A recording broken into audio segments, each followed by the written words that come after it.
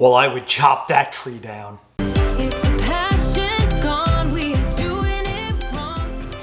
Hi everyone, I'm Cam, Flour, Eggs, and Yeast. We are doing a video today on cherries. Not all cherries are created equal, especially when one looks like a jewel and the other one looks like a deep red juicy berry. Let's find out about these. It's a cherry showdown. So we have two different types of cherries today. One is your traditional Northwest/sweet cherry, sometimes known as a Bing cherry. You can see that this is a deep red color, almost black when ripe. And we also have the Rainier cherry, which you can see here is beautiful red and yellow. It's always two-toned. Sometimes you get a little pink in there. These bruise a lot easier. The skin is a lot thinner on the Rainier cherry, which is one of the reasons why it's much more expensive than this guy here. So now that we know what they look like, which one do you think you're gonna like better? Hit up the comments, the thumbs up. Let's see what they taste like. So we'll start with the traditional Bing/Northwest/sweet cherry. Be careful, folks, there is a pit in here. At the high end of society, you could buy one of these. This is a cherry pitter. Basically, it loads in there. 6 cherries, 5-6 cherries at a time, all the pits out. So just be careful when you eat these. See that pit there? This is definitely sweet. It's bold, it's very rich, it's in your face, and it has a tartness to it, really quite an addictive flavor. So that is the Northwest, the sweet cherry.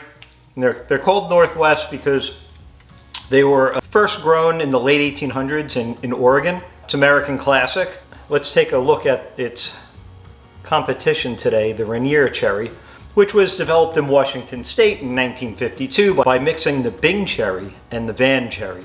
We got this guy, and it's named after Mount Rainier. So you can see that pit there. Those are the pits. Life's the pits, folks. Do not eat these. Not only will they break your teeth, they'll mess your stomach up pretty bad. Okay, so the Rainier cherry. It's a bit sweeter. It almost has like a honey flavor to it. It's very delicate. It does not have the same tartness. It's a very pleasant flavor.